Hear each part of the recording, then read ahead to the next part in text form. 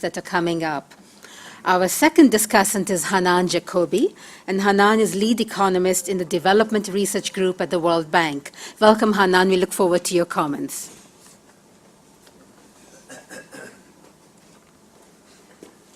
Well, thank you. It's great to have this opportunity to discuss Will's paper and to be back at IFPRI after a long time. My remarks are going to, my remarks will have a slightly different focus. So Will documents cross-country income convergence and how the agricultural sector is being transformed by it.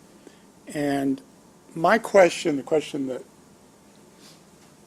this talk kind of raised in my mind was to what extent this transformation is an effect of economic growth, as Will seems to emphasize, or actually a cause of economic growth, and why might this matter to us?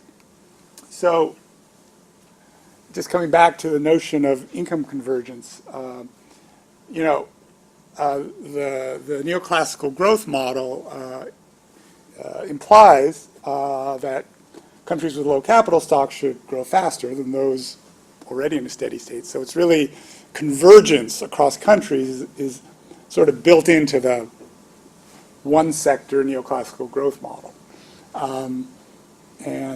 This really has nothing to do with agriculture per se. Okay,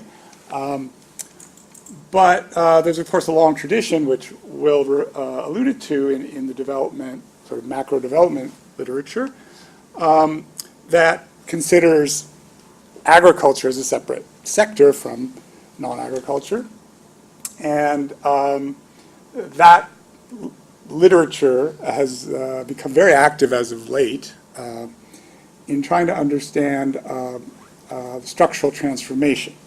So the gradual shift of labor out of low productivity agriculture into more productive sectors. And that generates or can generate overall growth because you're just shifting the weights toward more productive sectors, essentially.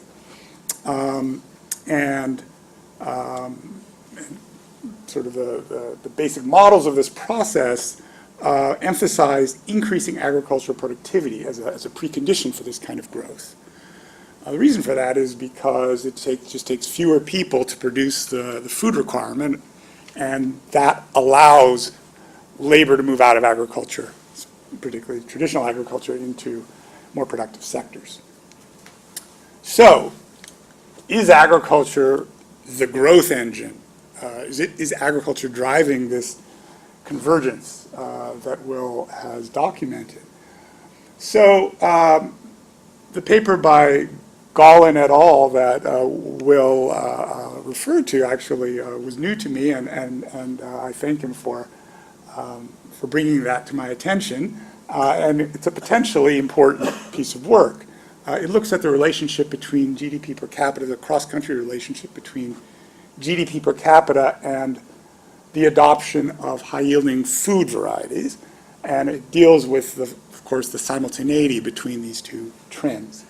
And what the paper finds is that 80% of economic growth in developing countries from 1960 to 2000 can be accounted for by the adoption of high-yielding food varieties.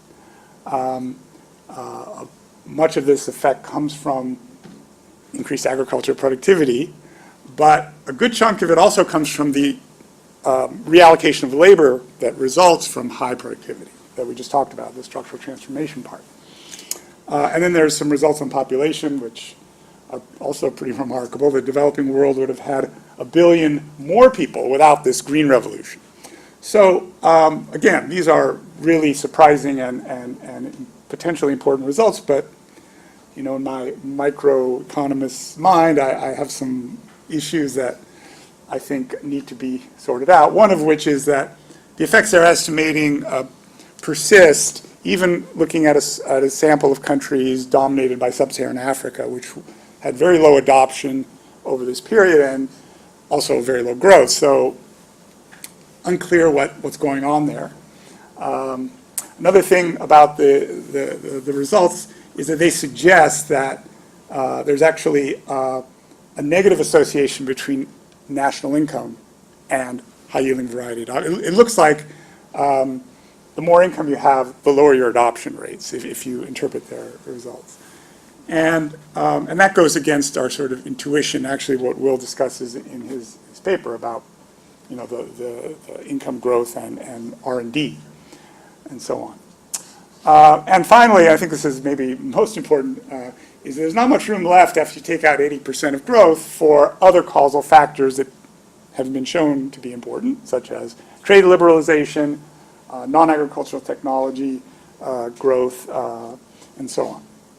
So what is the upshot of all this? Well, I think if true, that, you know, if both income and population growth in developing countries is largely driven by agricultural technical change, we have to think about or rethink the kind of projections that we'll put up about food demand and supply, and maybe think about not treating these both sides of the market as independent of one another, if they're all both being driven by agricultural technology and so on. And I also think we need to think about the, you know, how trade and trade openness interacts with technology adoption in agriculture, especially in this era of globalization post-2000, after that study was done. So I think I'll stop there.